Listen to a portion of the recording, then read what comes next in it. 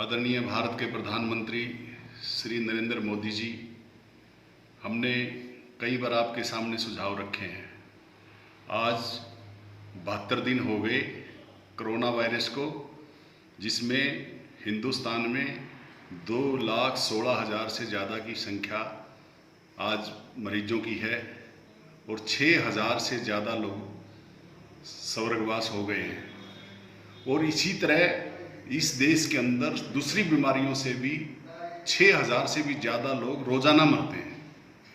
सरकार स्वास्थ्य सेवाओं की देखभाल करे, लोगों की टेस्टिंग 1 लाख के लगभग होती है, उससे ज़्यादा होनी चाहिए ताकि ये बीमारी फैले ना। और दूसरी बात, हमने आपसे कई बार ये भी प्रार्थना की कि जो आर्थिक व्यवस्था है उसके लिए आप हिंदुस्तान के जो आर्थिक शास्त्री हैं उनकी बैठक बुलाओ, उनसे आप डिस्कस करो कि भारत इस बुरी हालत से अर्थव्यवस्था की कैसे निकलेगा। क्योंकि देश के अंदर ऐसे हालात पैदा हो गए, जो मजदूर है उसकी हालत बिगड़ी पड़ी है, उसको काम धंधा नहीं है। लोग काम करने के लिए गांव से शहर की तरफ आए थे पैसा कमाने के लिए, और अब भूखमरी की व्यवस्था हुई, हालात बिगड़े तो वो गांव की तरफ फिर चले गए। और इसी प्रकार हिंदुस्तान में छोटे छोटे किराने के दुकानदार हैं, लोग जिनकी संख्या लगभग 1 करोड़ है, उनको जाने आने के साधन नहीं मिले, उनकी दुकानें बंद हो गई, उनका धंधा बंद हो गया, उनका सामान खराब हो गया, उनको भी बड़ा नुकसान हुआ। दूसरी तरफ आपने अभी घोषणा करी थी 20 लाख करोड़ की, उसमें आपने कहा था MSME में 3 लाख करोड़ का आपने प्रावधान किया था। उसमें से RBI ने कहा है कि हम 30,000 करोड़ अभी देंगे। ये जो अर्थव्यवस्था में अगर आपने किसी उद्योग धंधे वाले के, किसी व्यापारी की कहीं मदद करनी है तो ये पैसे उसको तुरंत मिलने चाहिए, और ब्याज की दर 4% कम करिए ताकि उनको आर्थिक मदद मिले और व्यापारी कहीं खड़ा हो जाए, बाजार में माल लाएगा, बेचेगा, जाएगा, बनाएगा।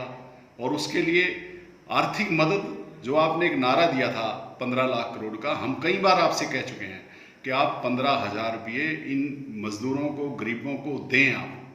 और एक व्यवस्था और है हिंदुस्तान में, जो मनरेगा के अंदर आपने कहा कि हम मदद करेंगे। मनरेगा के अंदर 27 करोड़ लोग हैं, और जिनका जॉब कार्ड खुलेगा वो कितने लोगों का खुलेगा? जो लोग गांव में अब गए हैं शहर से, उनका भी जॉब कार्ड खोलिए। और पिछला आपका 5 साल का जो आपकी सरकार का जो रिकॉर्ड है NDA गवर्नमेंट का, वो ये है कि आज तक वो किसी भी मजदूर को 54 दिन से ज़्यादा मजदूरी नहीं दे पाई। वो तो उसको 1,000 रुपये महीना भी नहीं पड़ते। तो आप ऐसी व्यवस्था करें कि 100 दिन का काम मिले ताकि गरीब आदमी अपना गुजारा कर सके। और दूसरी बात, उससे भी खतरनाक बात है किसान की। किसान का आपने अभी पिछले दिनों 2-3 दिन पहले आपने घोषणा करी कि भाई हमने रेट बढ़ा दिए, MSP बढ़ा दी। आपने धान की फसल में 53 रुपये बढ़ाए। ये किसान तो पहले तो हमने ये आपसे प्रार्थना करी थी कि भाई इनका जो है बड़े किसान का ब्याज माफ़ कर दो और छोटे का मूल माफ़ कर दो। अगर आप वो नहीं कर सकते तो जीरी पे, धान के ऊपर तो 300 रुपये क्विंटल का रेट बढ़ाएं कम से कम, ताकि उसमें कुछ ताकत आए, उसमें कुछ जान आए। और एक सरकार ये तय करे कि जो है आपने MSP तय करी है, अगर वो कहीं बाजार में नहीं बिकती तो सरकार उसको ले। ये बात भी खुले रूप से सरकार को माननी चाहिए। और ये बात भी मैं आपके सामने एक प्रार्थना करना चाहता हूँ, इस देश के अंदर जो व्यवस्था इस वक्त है उसमें आपके सरकारी वकील तुषार मेहता जी ने देश की माननीय सुप्रीम कोर्ट में ये बात कही और रखी। मजदूरों के ऊपर जिस तरह का उन्होंने बयान दिया वो बड़ा गलत था। उन्होंने ये भी कहा कि हिंदुस्तान की जो हाई कोर्ट्स है माननीय, वो सरकार के पैरेलल चलती हैं। इससे ये एहसास होता है कि आपकी सरकार का रवैया रचनात्मक नहीं है, तानाशाह लगता है, और आपकी सरकार सच, झूठ और अहंकार में फंसी हुई है।